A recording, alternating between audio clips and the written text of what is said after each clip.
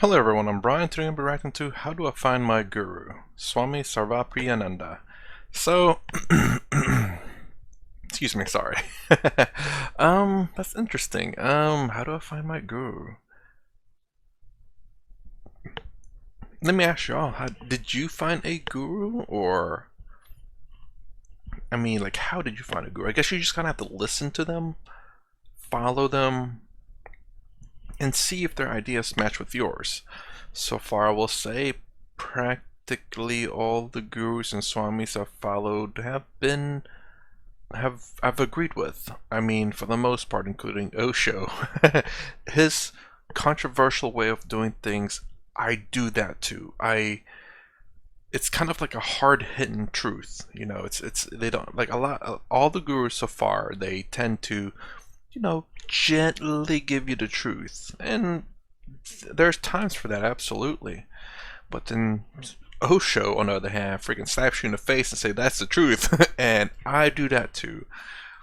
You can't always be, I don't know how to say, like, pampered to the truth. It's like, oh, here's the safe road, and I'm not saying that all gurus, pamper or anything, but it's when you hear them speak, Osho is quite rough, and I like that. We need a little bit of both, and I do a little bit of both too, depending on who I'm talking to and how I talk to them. It depends on, and whenever something's a really big deal, I do the harsh truth. I do an Osho pull, I guess. I tell them, like, what if this, and this. I give them the hard truth. It really hurts. It's offensive, but it gets the point across. Anyways, so far, I mean, I love all the gurus that I watch. None of them I necessarily disagree with.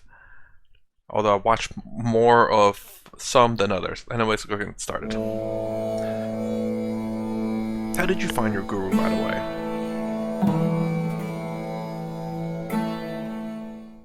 It is said that even the most knowledgeable guru cannot actually make one experience the divine Brahman.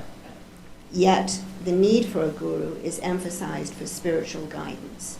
It is also said that for the true seeker, the guru finds the disciple and not the other way around. The definition of a true seeker may not fully apply to many like me, however. Yet it is exactly such people that perhaps need help the most. How would one know it is time? How would one recognize the guru? How should one seek a guru out? If one moves forward to choose a guru, then doesn't one automatically pre-select a particular path? I mean, honestly, I would say before, that's kind of a weird, bad pause, but I will say it's much easier nowadays to find a guru, considering that there's a lot of gurus online. You can watch them, see what they're like, to know whether to follow them or not. I could only imagine in the past when you're a city over and traveling is a big deal in the past. It's not like, oh, let me hop on my bike or whatever, or hop on a mule or whatever and go over to the next city. It's usually costs quite a bit, and the mules or horses or even just walking over there can be quite treacherous. So nowadays it is a lot easier. Technology makes things so much easier, and it just, well, for example, I'm a great example of that. I would have never known about this. I'm glad I'm honestly, I'm glad I started this channel. I started watching a lot of them. I have a hope to go to Chattanooga to go see Sadhguru's temple. I hope to go see Sadhguru. Go to New York to go see Swami here. I don't know who else. There's a lot of gurus apparently in the United States. It's kind of weird. But anyways, let's continue on. Guru is very important in spiritual life, especially in the Indian traditions. One reason is these are knowledge traditions, and knowledge always requires a teacher. In fact, one of the ways in which we conceive of God or Brahman in Hinduism is as the Adi Guru, the first Guru, the Guru of Gurus. And in fact, the famous Guru Stotram is there: Guru Brahma, Guru Vishnu, Guru Devo Maheshwara, Guru Reva Param Brahma, Tasmai Shri Gurave Namaha. Now, whom should you select as a guru? Really speaking, guru is selected for you already. That's what we hear from our tradition. But certain criteria are mentioned in our in the Vedantic texts in the Upanishads. Shrotriya Brahmanishta Akamahata. One is, the person must be well versed in the tradition. Which tradition? In Vedanta, we will say Vedantic tradition.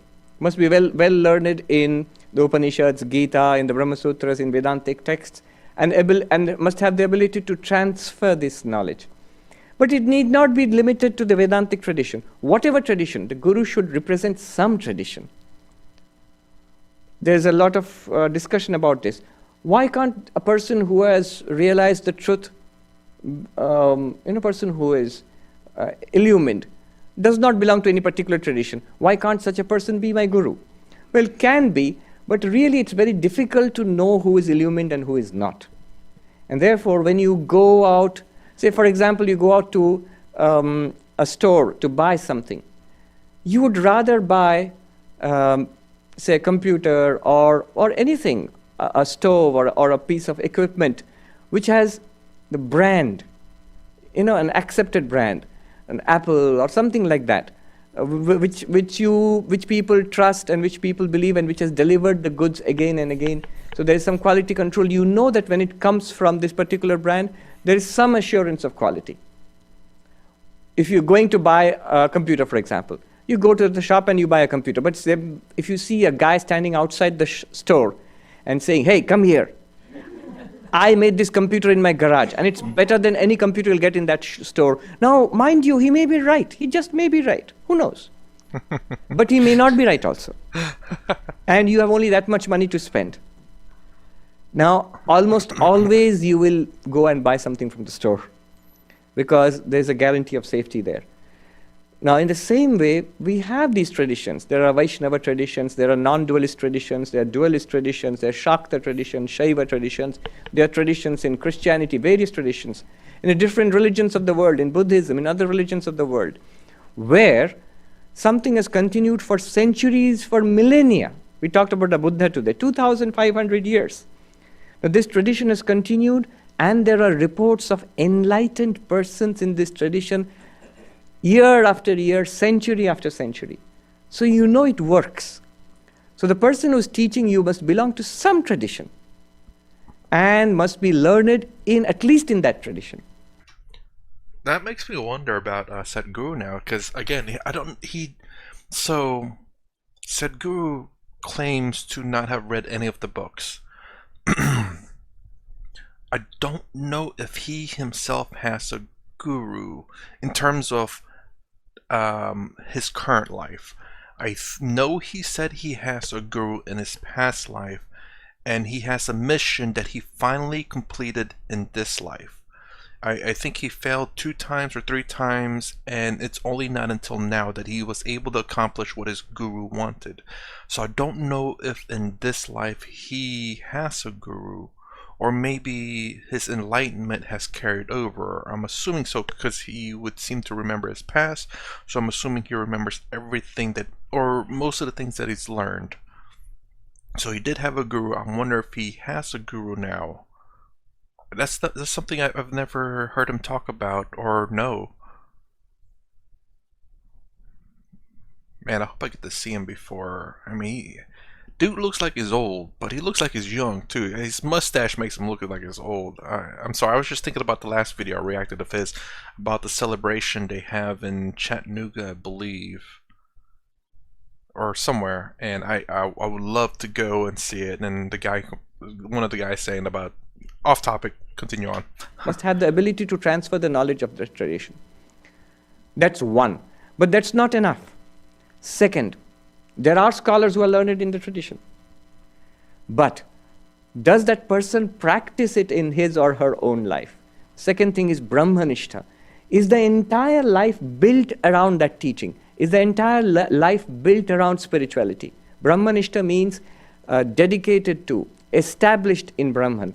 If the person is illumined, nothing like it. If the person is an enlightened person, nothing like it. That's best, of course. But that's very rare. And that's very difficult for us to verify. What we can do is look at the person's life. Is that person leading a spiritual life? Is it primarily a spiritual person? Or is spiritual teaching a part-time job for that person? Part-time job. So Brahmanishta means person must be a full-time dedicated, at least a spiritual seeker, if not a person who is already enlightened. And the third criterion for a guru is akamahata. Literally translates into not injured or not destroyed by desire. Does the guru want anything from you?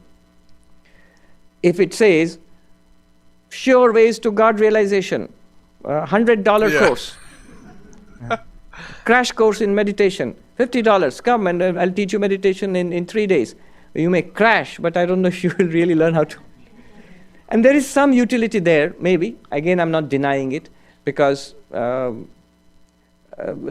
person may know certain techniques and is teaching that technique. But a good rule of the thumb is the guru should not be making millions out of the guru business. There's somebody who joked. He said there's only one business which is not affected by Wall Street, which goes ups and downs in the economy, and that's the religion business. Oh. So it should not be a business. It should not be where the guru wants something from you. That's why the idea was all knowledge, and especially spiritual knowledge, is sacred and therefore free. In the traditional ashrams in India, the guru would actually support the disciples staying in the ashram.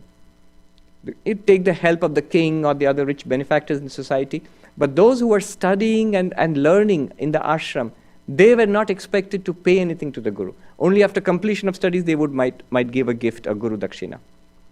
So these are the three criterion. Shrotriya, well learned in a particular tradition. Where does this person come from? You should ask that question. Second, completely dedicated to spiritual life. Oh. And third is does not want anything material from me. It's kind of weird. The two make sense, It's like, does it come from a tradition and is enlightened? Everything to deal with knowledge. Next thing, doesn't want money. Like that's a curveball that just came out of nowhere. Doesn't want money. Now I get it, understand that, they ask for donations because they gotta pay the bills, No one, things ain't free in life, so. Oh, God, that's over with. Okay, well, okay, so that's interesting.